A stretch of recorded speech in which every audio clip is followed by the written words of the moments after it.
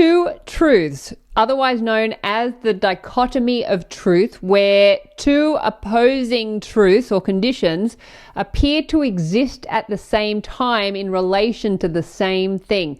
So in this video, we're talking about that inner conflict that goes on in most of us when we're working with manifestations, where it seems like our reality is in conflict with our imagination, or we are on completely different pages with what we want and what we're getting. So this video is going to calm the conflict, because when you know this principle of two truths, you can make a very simple choice because you're not in resistance to anything. So this is going to ease the conflict by dissolving any resistance you're feeling to what's going on in reality.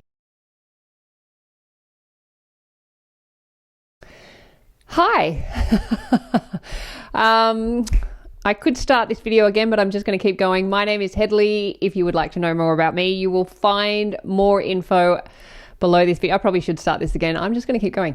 You'll find more information about me below, or if you'd like to know more about me, all my offerings, including law of assumption coaching, my self-concept course, my I Am the One self-concept course, and my book, I Am Money. You'll find all of those details in the box below this video. And if I haven't already put you off and you still like to hang around, please do press that subscribe button now. Thank you so much.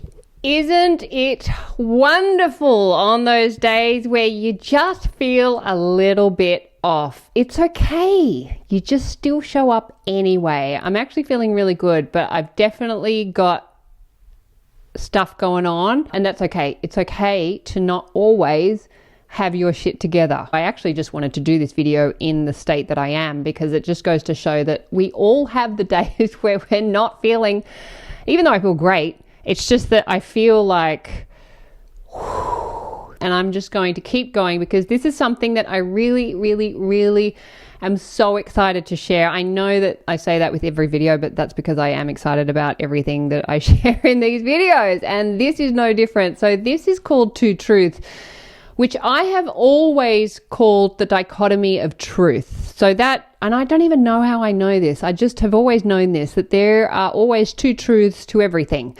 And I guess that plays into the law of polarity, where there is always a positive and a negative. I'm going to just start by sharing a story, and then I'm going to get into the concept, because this concept is really powerful. When you know it, when you are aware of it, you will never be in resistance to anything again, because you will know it's one of the truths. And when you know that there is always another truth, an opposing truth available to you, you don't have to be in resistance to anything. And of course, so many of us get caught up in this conflict because we want something to be true that's not true, or something is true that we don't want to be true. And so we are in this internal battle. We feel like we are in conflict with reality, or in conflict with what we're wanting in imagination that's not showing up in reality. And that can lead to a whole lot of anxiety. So I want this video to just calm the farm. We are going to calm this inner conflict. I actually had this video planned, and then I went looking on the internet, that's what you call it. See? Not quite 100% with it today. So I went and looked up the dichotomy of truth, and what I found was the Buddhist principle called two truths. But what's really crazy is that it's a Buddhist example, because I'm going to share my experience with the 10-day Vipassana meditations. I just mentioned that because I thought that's an incredible coincidence, and of course there are no coincidences. So let me share the story. Many years ago, back in 2009, I signed up to do a 10-day Vipassana meditation, which is the 10-day silent retreat, where you do not speak to anyone, you don't look at anyone, and you just meditate all day pretty much for 10 days. So the first time I did it was not long after my father had died. So I was probably not in, well, I know I wasn't in a great place, but I signed up to do it. And the only word I can use to describe my experience is hell. Those 10 days were the hardest 10 days, what it felt like at the time, were the hardest 10 days of my life. And it took every ounce of energy for me not to go and knock on the supervisor's door and say, hey, can I grab my stuff and my car keys, because I'm out of here. Every day I was in hell, and every day I just said, just one more day. Because in my mind I was like, it's just 10 days. It's just 10 days out of your life. Just get to the 10th day. So every day I did that. Every day was painful, but every day I was like, I'm just going to stay another day. And then, of course, by day 8, I'm like, look, we're so close to day 10, so just stay till day 10. So I stayed till day 10. What they don't tell you about the 10-day Vipassana meditation course is that it's not a 10-day meditation course, it's 11 days. I got to the 10th day and I was like, okay, great. Where are my car keys? Give me my stuff. Only to find out that no. It's another full day. You leave on the 11th day. On day 10, though, you do get all of your stuff back. So I got my stuff back. Everyone went to the hall for another meditation session and I was just like, I am out of here. They had said that if you do leave on the 10th day that you won't have finished the course, you won't have completed the course successfully. So if you do come back, you'll be coming back as a new student, not an old student. I said, well, hey, no problems here because I am never stepping foot in this place again. I am out of here. I don't care if I'm considered a new student if I do it again. Anyway, I left vowing never to return. Of course, I must have forgotten that because about 10 years later, somewhere within me was the desire to do the 10-day Vipassana meditation again. I don't know why, but I signed up again. And of course, I had to sign up as a new student. I don't know if it was 10 years. I can't remember. It was a long time after my first experience that I did it the second time. And this second time that I did it was heaven. For 10 days, I sat in bliss. I would get up at 4:30, meditate, have breakfast, meditate, have lunch, meditate, have dinner, which is just a piece of fruit, and then you have a lecture, and then you go to bed, and you do that for 10 days, one after the other. You don't speak to anyone. You don't look at anyone. I was in heaven. I just sat like a rod. I barely moved through the meditations for 10 days. I just had the best time. So that was my second experience. So now when the topic of the 10-day Vipassana meditation comes up and I say I've done it, they say, oh, what's it like? And I say, well, it's an interesting question because I had two directly opposing experiences of the same experience. And Vipassana is exactly the same every single time. It's exactly the same. The program doesn't change. So how is it that I can have one experience that is hell and one experience that is heaven? They are both true. And when somebody asks me, I have to say, well, it's both, which is so ironic that this was a Buddhist teaching and this is a Buddhist example that I'm using. And I felt like it's all very perfect. So the principle of two truths is that there are two truths to every situation, circumstance, event, and person. What we tend to do is we bump up against one truth. We say, that's not true. I don't want that to be true. I want that to be true. So you are automatically pushing back against the laws of nature where there are always two opposing truths happening at the same time, which is simply the law of polarity. Everything has its positive and negative, and they are both true. You can have the experience of money being great and money being awful. You can have the experience of a person being really amazing and then turning into, it's like that Jekyll and Hyde. Every situation can be a great situation. It can be a terrible situation. Everything has the potential for these opposing truths. One is positive, one is negative. This is the contrast that exists with not only everything in consciousness, but everything in reality. So if you are experiencing a conflict between your imagination and your reality, just look at both, because both are true. Both your reality is true and your consciousness is true. Whatever is happening in reality is true. It's happening in reality. It's true. But the story you've got running in imagination is also true. Within everything you are aware of is the positive and negative, the light and the dark, the contrast. Both are true. The hot and the cold, the light and the dark, the up and the down, both are true.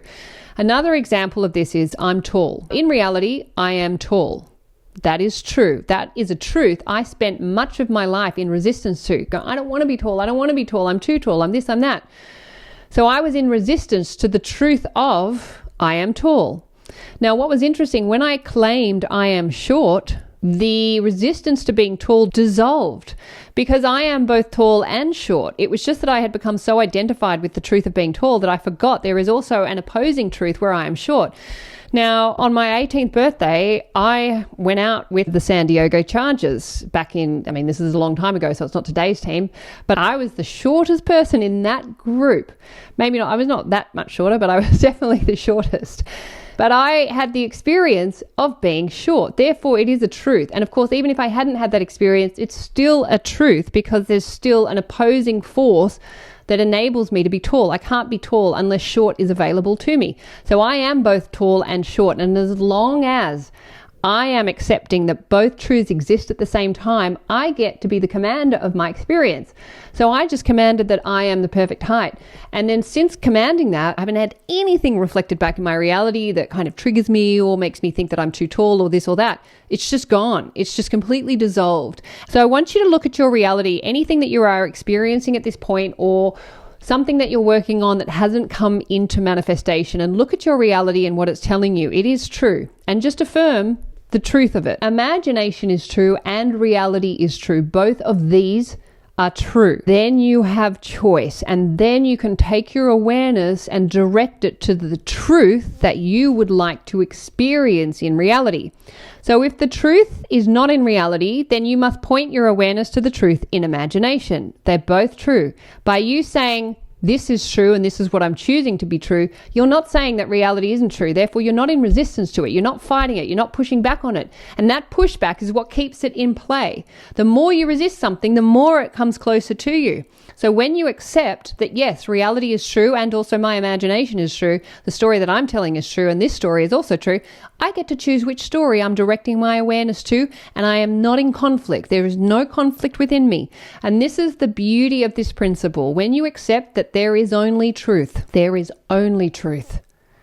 You get to be the one who chooses the truth that you get to experience in reality. Because truth is not fixed. Truth is subject to the observer. What you decide is true is going to be different from what somebody else decides is true. Now, if you have opposing truth, again, if somebody has a different opinion to you, that's true. Their opinion is a truth. Your opinion is true too. If you are in resistance to their opinion, you're in resistance to the principles, you're in resistance to the law. You're going to get more of what you're in resistance to. So look at your reality from the perspective of everything is true. There are always two opposing truths. The key here is to accept them both. And once you've accepted that both are true, you get to decide which is going to be true for you.